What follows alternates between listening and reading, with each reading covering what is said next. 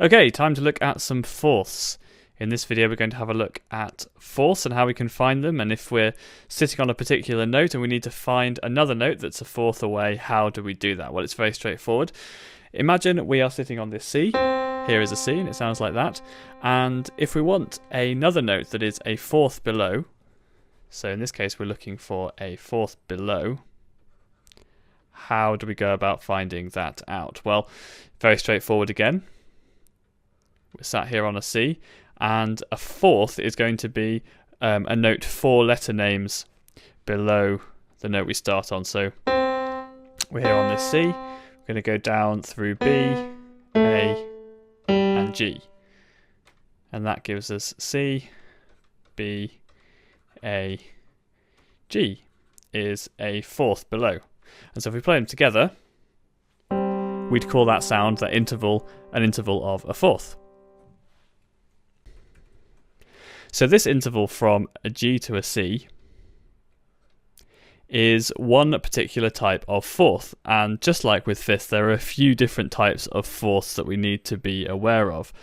They actually have the same names as the different types of fifths that we've already learned, so it should be pretty straightforward to get our heads around how they work. So the three names of fourths, three different types of fourths that we might come across are perfect fourths, diminished fourths, and augmented fourths.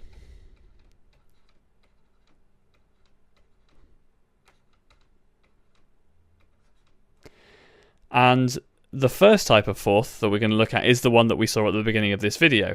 The move from a G down here, say, to a C up here, will give us that interval of a perfect fourth, and it sounds like this. Okay, and that's a sound that we need to start getting into our heads, because actually being able to recognise the difference between the sound of a fourth and the sound of a fifth is something very important, and hopefully quite soon we'll come on to how to do that. One really good way to check that we're dealing with a perfect fourth and not one of these other types of fourth is to count the number of semitones to go from the bottom note to the top note of our pair of interval notes, and we can do that here.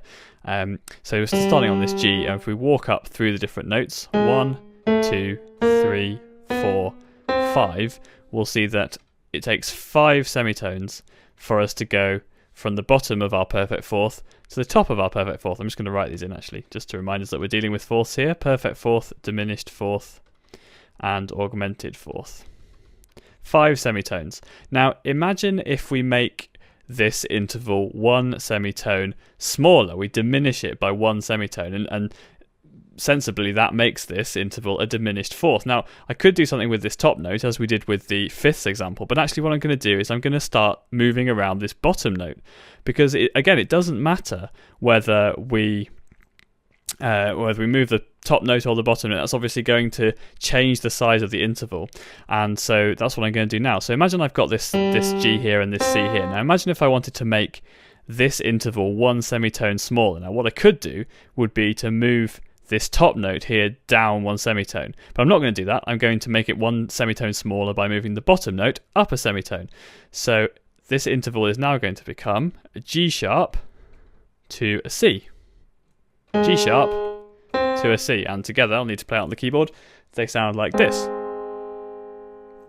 And so a good way to be sure that we have a diminished fourth, well, the first thing to check, of course, just like any other interval, is to make sure that we have 4 letter names between our bottom note and our top note. And the names of the notes when it comes to intervals, just to reiterate, are so important. So a G sharp is different to an A flat.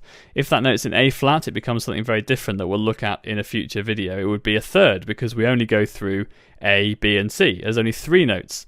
3 letter names there to show us that this is some type of third. But when we're talking about this note as a G sharp, it becomes some type of fourth.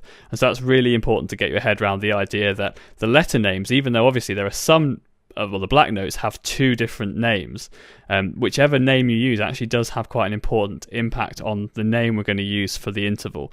And I'll go over this lots more times because it is a difficult concept to get into our heads. But for now, to make a diminished fourth, we have to make sure that we use 4 letter names to go from the bottom note to the top note, which we do here, G, A, B, and C, that's 4. And so once we're sure we're working with some kind of fourth, we can work out which type of fourth it is by just having a look at how many semitones it takes us to travel from the bottom note to the top note. So here we are on our G sharp, and we're going to go 1, 2, 3, 4.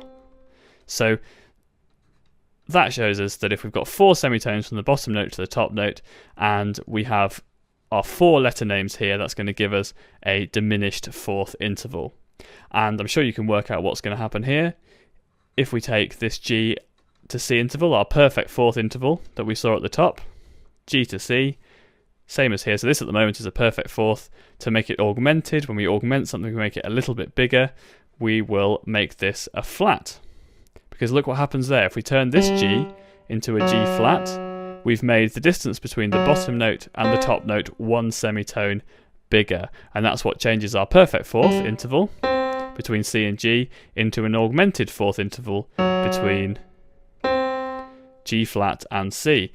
And so when we add this G flat, we move this bottom note down 1 semitone, we've made our interval 1 semitone bigger, and that makes it an augmented fourth. And just to count up, we should have 6 semitones because we've made it 1 bigger than the perfect fourth. Let's try it. 1, 2, 3, 4, 5, 6. Brilliant. So that gives us our augmented fourth. There's our G flat, and there's our C. So just to finish off this video, I'm going to really get the point across about these letter names and how important they are when we're calculating intervals. That sound of the augmented fourth, our G flat to C, may sound a little bit familiar, particularly if you've just been looking at the video on fifths, because the sound of the augmented fourth is the same as the sound of a diminished fifth, and that's because in terms of semitones, they are actually the same distance apart. So why do we need these 2 different names to talk about essentially what is the same distance in terms of semitones and arguably the same interval? Well, as I've been saying, it all comes down to the letter names, the names we're using to describe the bottom and top notes of our interval. And as we look further into music theory, we'll get an idea as to why that is important, and it will come in handy to us. But it's really important at this stage to get this idea into our heads that it could actually sometimes be the same 2 notes creating an interval, but the names we give to those notes does change the name of the interval, and that's really fiddly, and it would be much easier if we could just learn one name for each pair of notes and be done with it. But unfortunately, as is normally the case with music and lots of other things, it's never as simple as that. So here we are with our F sharp to C sound, which sounds like that, and our G flat to C sound, which sounds like that. Hopefully you'll notice they sound exactly the same. But what are the names of these 2 things? Well, we just worked out that here we had an augmented fourth, and it's a fourth because we use 4 letter names to go from the bottom note of the interval to the top note, G, A, B, C. So we know that's a fourth of some kind. And actually, using the knowledge that we brought out before, if it gives us 6 semitones from the bottom to the top, 1, 2, 3, 4, 5, 6, we know that is an augmented fourth.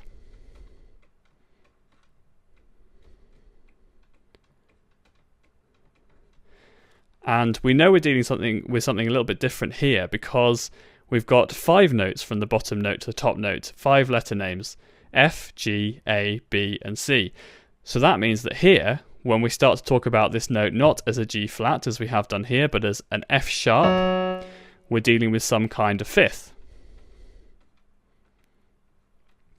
And when we deal with some kind of fifth that takes 6 semitones to go from the bottom to the top, we know that that is a diminished fifth.